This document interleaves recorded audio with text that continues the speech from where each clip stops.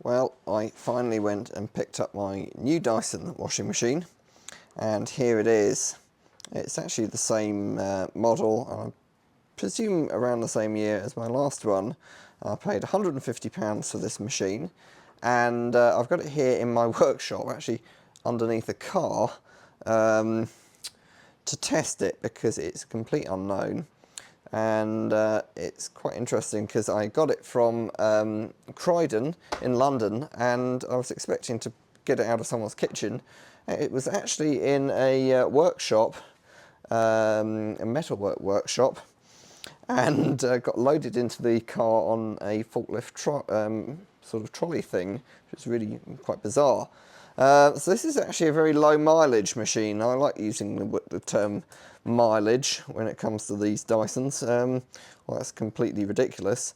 You can find out the miles of your Dyson by holding down temperature, turning it on and pressing soil type, and this will give you the number of cycles and then the last 3 fault codes. So it's actually only done 1,123 cycles. And it's got the contra rotation still enabled, and you can tell this because it doesn't say S on the end of the software number. So V131 is the firmware number of the machine. These are the last 3 fault codes. No S means contra rotation is still enabled.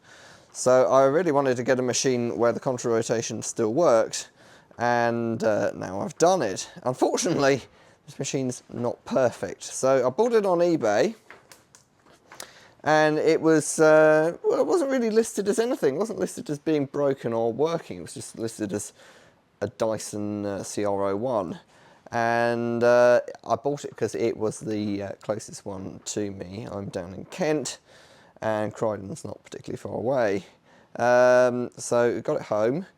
Well, got it to my workshop. I've hooked it up using hoses and an extension cord. It's peeled out like this so it doesn't overheat, and there's the ridiculous setup to get it working. And it does work, and it does contra rotate, but it is not in a particularly good way. It's quite cool because it's still got these original stickers on here, and the writing is unusually still here. The drawer opens nicely. So that's all very good about it. Inside the tub, though, the condition's quite poor.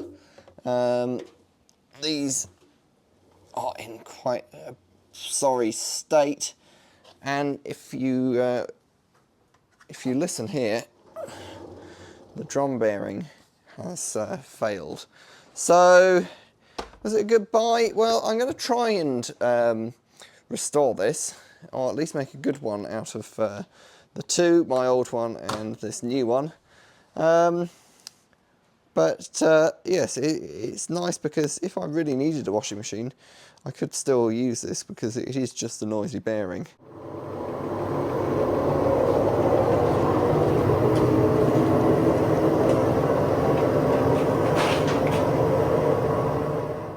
What I'm going to do now is cut and turn it on and show you it in contra rotation mode and the clothes moving around in that mode.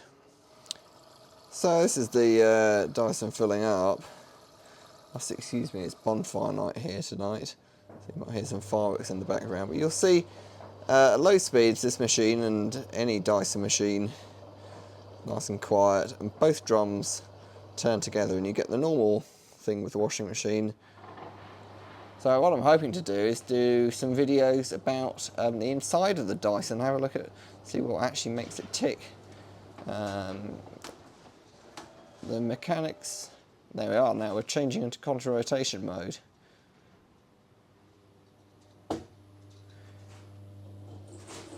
I'm pretty sure it's not supposed to make that click or that squeak. But here we are, here's the wash action. You can see just how amazingly vigorous it is.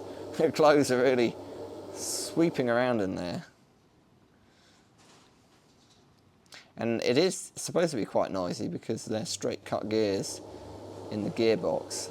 Now when it's contra rotating, the motors have to turn twice as fast because the gearbox, as well as reversing the direction of the drums, also halves the speed. So on that note, I'm going to leave this video for now because I don't think there's much more I can say. You've seen it change modes, and hopefully I'll be able to get the time to make some videos tearing the machine down and seeing actually how it works. I might not have the time, don't promise anything, but I think people would find it interesting because it really is some quite unique engineering going on in there. Thanks for watching.